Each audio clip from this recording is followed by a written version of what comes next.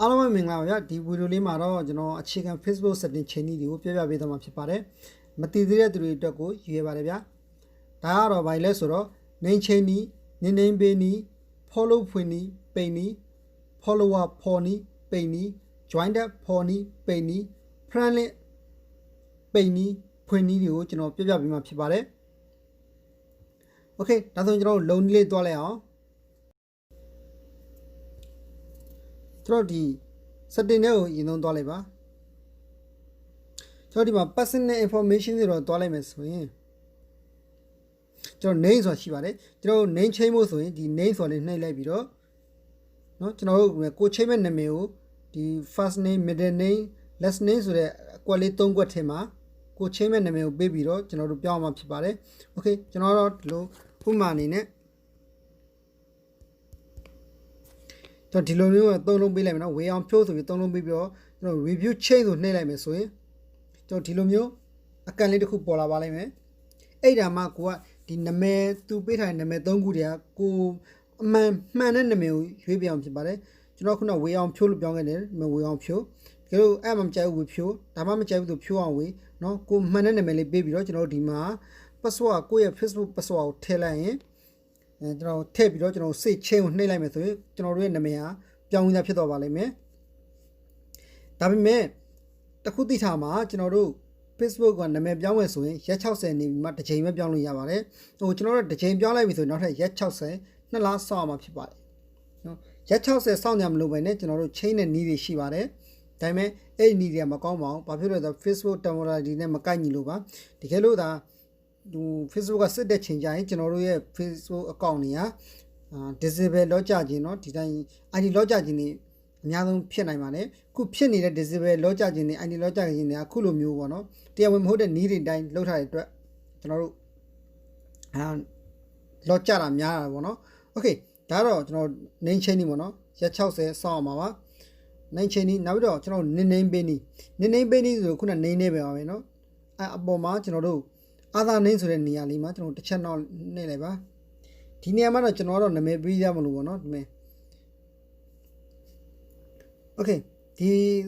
show us store of profile ဆိုတာလို့အမှန်ချင်းပေးပြီးမှကိုပေးချင်တဲ့နာမည်လေးကိုပေးပါနော်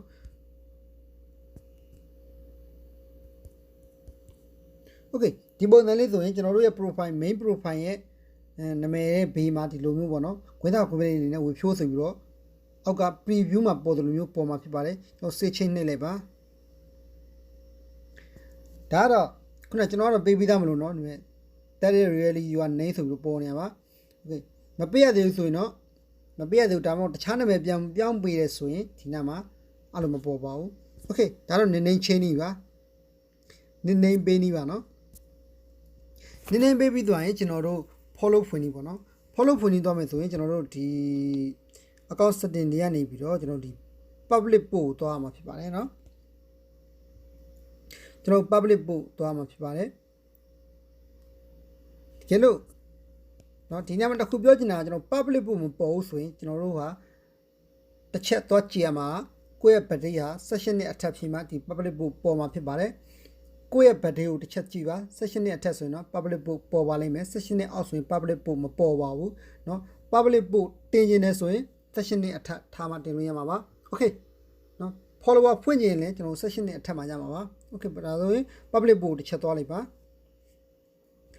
ကျွန်တော်တို့ follower ဖွင့်ဖို့ဆိုရင် who can follow me မှာကျွန်တော် public ထားပြန်မှာဖြစ်ပြီးတော့เนาะကျွန်တော် follower ကို public ကိုမြင်နေခြင်းနဲ့ဆိုရင်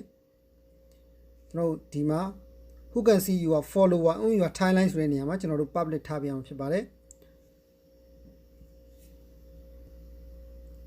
နောက်ပြီးတော့ဒီမှာ public post comment ကျွန်တော်တို့ public post တင်လိုက်တဲ့ post တွေကို public နဲ့တင်လိုက်တဲ့ post တွေကိုကျွန်တော်တို့ဘယ်လိုတွေ comment ပေးလို့ရမလဲဆိုရင်ဒါတော့ကိုကြိုက်တဲ့ထားလို့ရပါတယ်ကျွန်တော်တို့ public ထားပါတယ်ဘာလို့ဆိုတော့ကိုက public နဲ့တင်တာဟာအများပြည်သူကိုပို့မြင်တဲ့သူတိုင်း like comment ပေးလို့ရအောင်လို့ကျွန်တော်တို့ public တင်တာဖြစ်ပါတယ်တကယ်ချင်းနေပဲပေးသေးခြင်းနဲ့ဆိုတော့ကျွန်တော်တို့ friend နဲ့တင်ပါပေါ့နော် okay နောက်ပြီးတော့ကျွန်တော် public profile info ဆိုတာလဲဒါလဲတူတူပါပဲเนาะ public ထားလိုက်ပါအောက်ဆုံးက comment ranking ကတော့ကျွန်တော်တို့နောက်ဆုံးမှရေးတဲ့ comment ကိုအပေါ်ဆုံးရအောင်လုပ်တာပါ ဒါတော့ follower ဖွင့်နေပါနော်တကယ်လို့ follower ပိတ်ချင်တယ်ဆိုလည်းဒီလိုပါပဲဘာမှမထူပါဘူးကျွန်တော်တို့ဒီဟာလေးကို public ဟာလေးကိုကျွန်တော်တို့ friend လေးလိုက်လို့ only me လိုက်လို့ဒါဆိုရင်ဒါဟာပိတ်တာနဲ့အတူတူပါပဲเนาะဒါတော့ follower ဖွင့်နေပိတ်နေဖြစ်ပြီးတော့ကျွန်တော်တို့ဒီ follower ကိုကျွန်တော်တို့မှာ follower ဘယ်နှယောက်ရှိလဲဆိုတာကိုဖော်ဖို့အတွက်ဆိုရင်เนาะအခုလိုမျိုး follow that by 3 people เนาะ join that January 2020လို့ပေါ်နေဖို့အတွက်ဆိုရင်ကျွန်တော်ဒါဟာ follower 4နီးနဲ့ join that 4နီးပဲဖြစ်ပါတယ် okay အဲ့ဒီလိုလုပ်ဖို့ဆိုရင်ကျွန်တော်တို့ဒီအဆက်လေး30ကိုနှိပ်လိုက်ပါ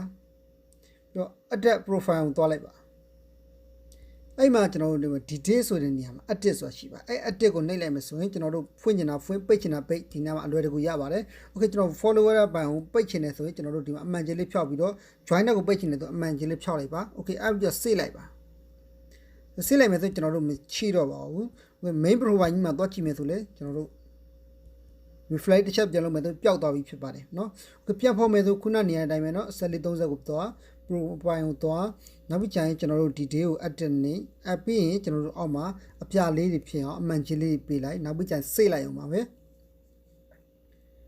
okay ဒါဆိုရင်ကျွန်တော်တို့ main profile မှာလည်းကျွန်တော်တို့အခုလိုမျိုး follow ပေါ်နေမယ် join တက်လည်းပေါ်နေမယ်ကျွန်တော်တို့ profile ကကြည့်ရတာလည်းလှနေမှာပါเนาะ okay ဒါကတော့ကျွန်တော်တို့ follow that for နီ join that for နီဖြစ်ပါတယ်နောက်ကကျွန်တော် friendly page နီ friendly page နီကိုလည်းခုန setting နဲ့တွားလိုက်ပါ setting နဲ့တွားပြီးတော့ကျွန်တော်ဒီ privacy setting ထဲမှာရှိပါတယ် privacy setting ထဲမှာတွားပြီးတော့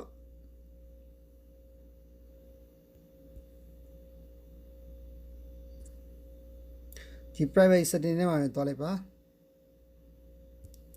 ချင်းချာ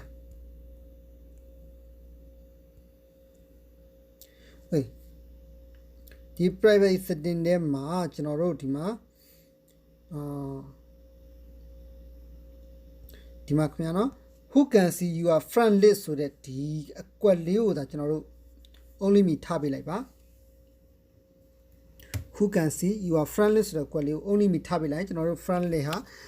public မမြင်ရတော့ပါဘူးเนาะ friend တကယ်ချင်းတွေလည်းမမြင်ရတော့ပါဘူးဒါကို friend list ပိတ်နည်းလို့ခေါ်ပါတယ် friend list ဖွင့်နေတယ်ဆိုရင်ဒါလေးကိုနှိပ်ပြီးတော့ကျွန်တော်တို့ခုနလိုမျိုး public ပြန်ထားပေးလိမ့်မယ်ဆို friend list ဖွင့်တာဖြစ်ပါတယ်ဒါပေမဲ့ friend list ကတော့ပိတ်ထားတာပဲကောင်းပါတယ်เนาะ okay ဒါဆိုရင်ကျွန်တော်ခုခေါင်းစဉ်ပေးထားတယ် name change နီ name page နီ follow ဖွင့်နီ follower for နီ joiner for နီနဲ့ friend list ပိတ်နီကိုသိပြီလို့ထင်ပါတယ် okay ဒါဆိုရင်နောက်ထပ် Facebook နဲ့ပတ်သက်တဲ့ setting လေးကိုစောင့်မျှော်ကြည့်ရှုအားပေးကြပါအောင်လို့เนาะအားလုံးကျေးဇူးတင်ပါတယ်